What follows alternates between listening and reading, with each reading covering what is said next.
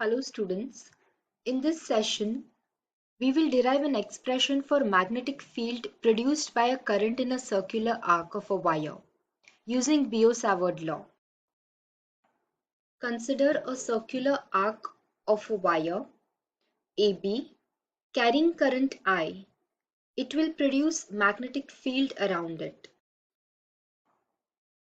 We will first obtain an expression for magnetic field produced by the current carrying length element dl of the wire using Biot-Savart law and then integrate over the entire arc length.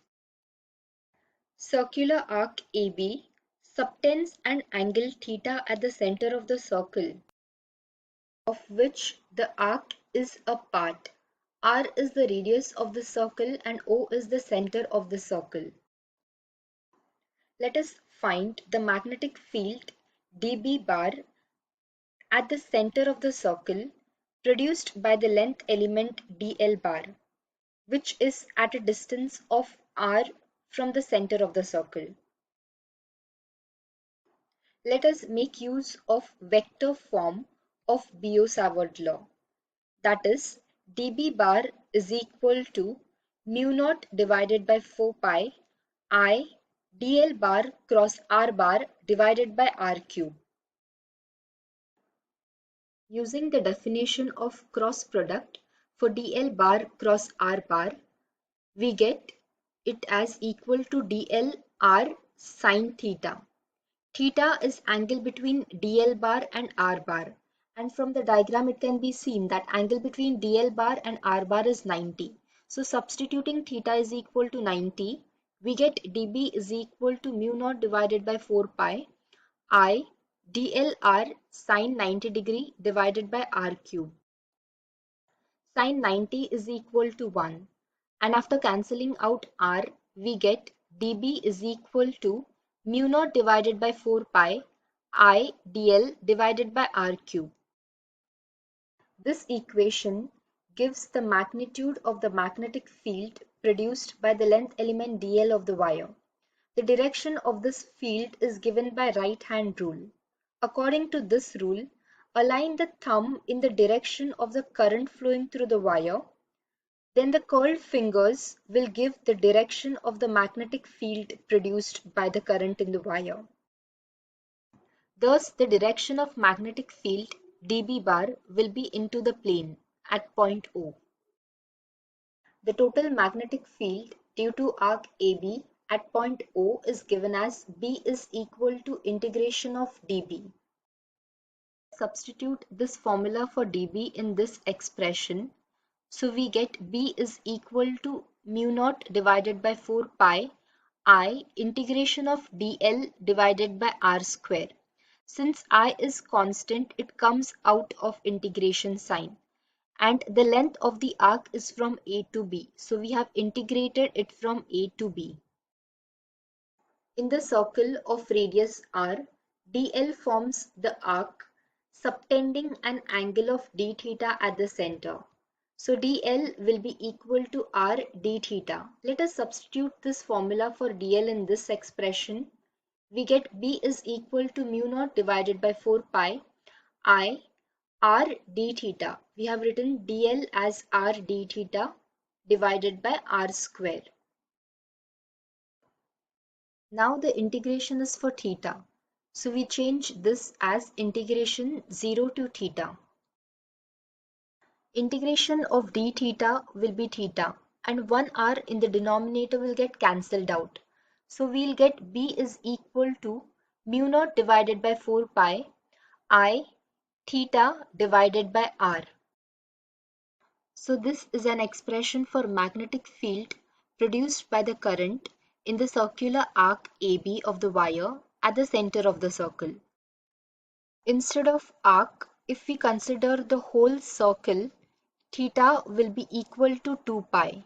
So the magnetic field produced at the center of the circle due to the whole current loop B will be equal to mu naught divided by 4 pi I 2 pi divided by r. Instead of theta, we have substituted it as 2 pi for the whole circle. 2 pi in the numerator will get cancelled out. So B will be equal to mu naught I divided by 2R.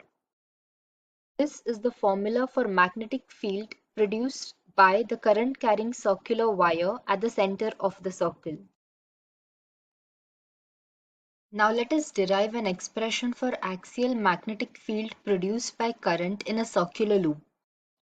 Here we shall obtain expression for magnetic field due to current in a circular loop at different points along its axis. Consider a circular loop of wire carrying current I. The loop is in XY plane with its center at origin O. The radius of the current carrying loop is capital R. Consider length element dl on the loop. We have to calculate the magnetic field at point P on the z-axis at a distance of small r from the length element dl of the circular loop. Using Biot-Savart law, the magnetic field dB bar is given as mu naught divided by 4 pi I dl bar cross r bar divided by r cube. Any element dl bar is always perpendicular to the vector r bar, which is drawn from dl bar to point P. Element dl bar is in xy plane and r bar is in yz plane. So angle between r bar and dl bar is 90 degree. Using definition of cross product for dl bar cross r bar, we get it as dl r sine theta, where theta is angle between dl bar and r bar. And we have seen that angle between dl bar and r bar is 90. So instead of theta, we have substituted it as 90. Sine 90 is equal to 1 and r will get cancelled out here. So we will get dB is equal to mu naught divided by 4 pi I dl divided by r square. From the diagram, using Pythagoras theorem for this triangle, r square will be equal to z square plus capital R square. So instead of small r square, we can write it as capital R square plus z square. So we get dB is equal to mu naught divided by 4 pi I dl divided by z square plus r square. As the direction of dB bar is dictated by cross product dl bar cross r bar, the direction of dB bar is perpendicular to the plane formed by dl bar and r bar. This is the direction of dB bar and it is perpendicular to the plane formed by r bar and dl bar.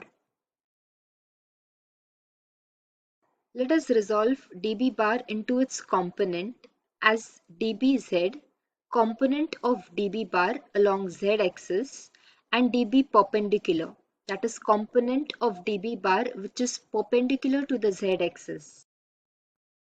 The component dB perpendicular, when it is summed over all the length elements dl bar, due to its symmetry, it gets cancelled out and it becomes equal to 0.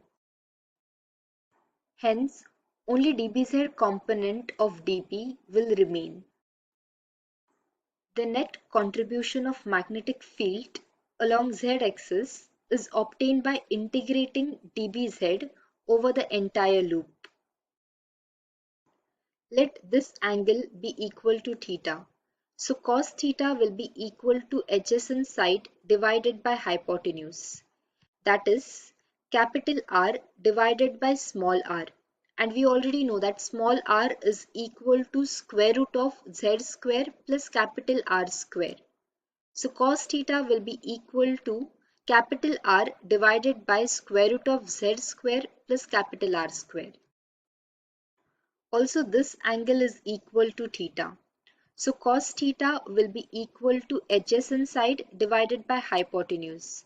Over here adjacent side is dBz and hypotenuse is dB.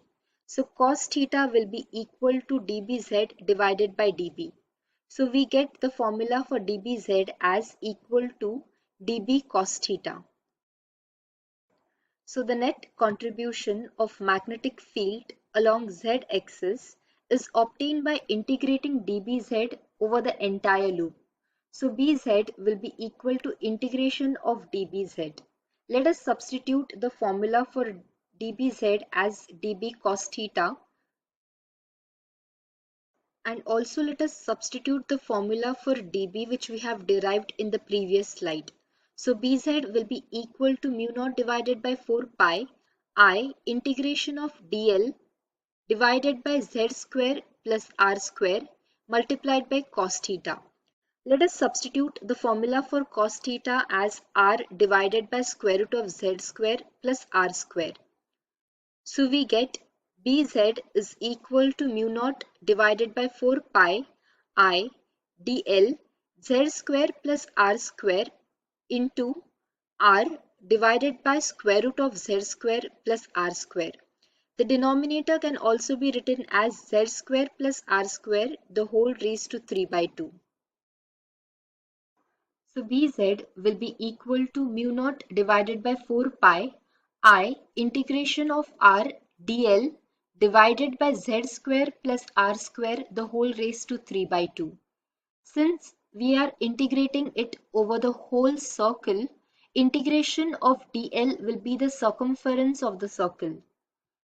So we will get Bz is equal to mu naught divided by 4 pi IR divided by z square plus r square the whole raised to 3 by 2 multiplied by 2 pi r, that is the circumference of the circle. When we solve this further, we get Bz is equal to mu naught divided by 2 IR square divided by z square plus r square the whole raised to 3 by 2. So this is an expression for magnitude of magnetic field produced by current carrying loop along its axis. So in this session we have derived an expression for magnetic field due to current carrying circular wire at its center and along its axis.